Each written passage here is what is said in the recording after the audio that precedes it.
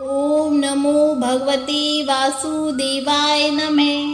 तो आप सभी का स्वागत है मेरे YouTube चैनल पर।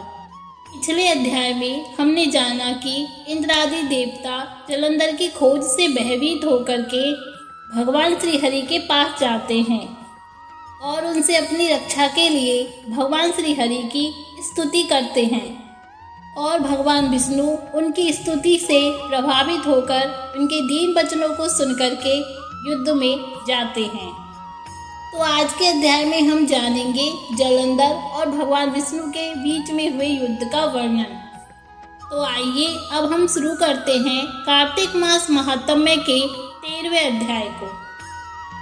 दैत्यों के तीक्ष्ण प्रहारों से व्याकुल देवता इधर उधर भागने लगे।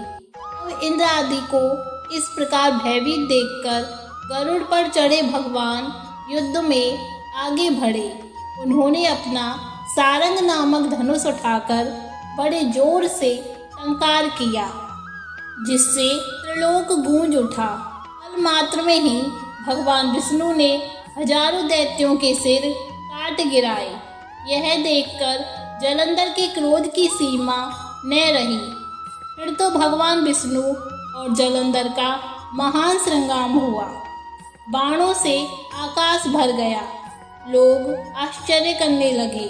भगवान विष्णु ने अपने बाणों के वेग से उस दैत्य की ध्वजा, क्षेत्र और धनुष बाण काट डाले तथा एक बाण से उसकी छाती में प्रहार किया। इससे व्यथित हो उसने अपनी प्रचंड गदा उठाकर गरुड़ के मस्तक पर दे मारी। गरुड़ पृथ्वी पर गिर पड़ा। साथ ही क्रोध से उस दैत्य ने अपने होठ काटे और भगवान विष्णु की छाती में भी तीक्ष्ण बाण मारा। इसके उत्तर में भगवान विष्णु ने उसकी गदा काट दी और अपने सारंग धनुष पर बाण चढ़ाकर उसको बींधना आरंभ किया। जलंधर भी उन पर अपने पैने बाण बरसाने लगा। उस समय जलंधर ने भगवान को कई पैने बाण मारकर वैष्णव धनुष को काट दिया। धनुष कट जाने पर भगवान ने गदा ग्रहण कर ली और शीघ्र ही जलंधर को खींचकर मारी, परंतु उस अग्निवत अमोघ गदा की मार से भी वह चलायमान न हुआ और मंदोन्मत्त हाथी के समान उसे यानी गदा की मार को फूल की माला ही जाना। साथ ही उस युद्ध दुर्मद ने अत्यंत ही क्रोधित होकर अग्निमुख त्रिशूल उठाकर भगवान विष्णु पर छोड़ दिया। भगवान ने शिवजी के चरणों को स्मरण कर नंदक नामक त्रिशूल से उसके त्रिशूल को छेद दिया। जलंधर ने झपटकर भगवान की छाती में एक मुष्टिक मारा। उसके उत्तर में भगवान विष्णु ने भी उसकी छाती पर अपनी मुष्टिका का प्रहार किया। फिर दोनों घुटने टेक कर बाहों और मुष्टिकों से बाहु युद्ध करने लगे। इतनी ही देर तक भगवान उसके साथ युद्ध करते रहे।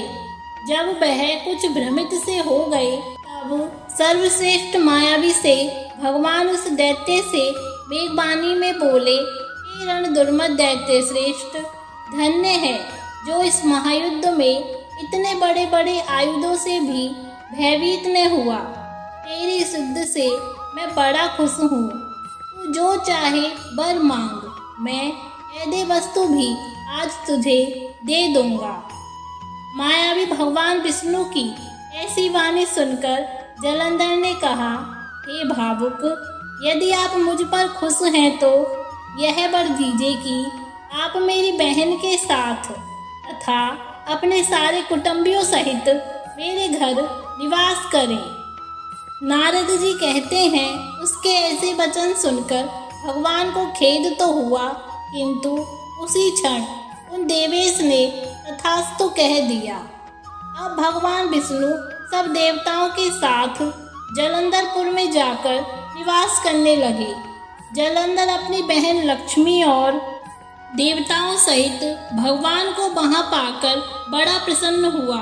फिर तो देवताओं के पास जो रत्न आदि थे उनके स्थानों पर दैत्यों को स्थापित करके जलंधर पृथ्वी पर आया। निशुंभ को पाताल में स्थापित कर दिया और देव, दानव, यक्ष, गंधर्व, सर्प, राक्षस, मनुष्य आदि सबको अपना बसवती बनाकर त्रिभुवन पर शासन करने लगा। उसने धर्म अनुसार सुपुत्रों के समान प्रजा का पालन किया। उसके धर्म राज्य में सभी सुखी थे। तो इस तरह कार्तिक मास महात्म्य का 13वां अध्याय समाप्त हुआ। श्रीमन्नारायण नारायण हरि हरि, श्रीमन्नारायण नारायण हरि हरि।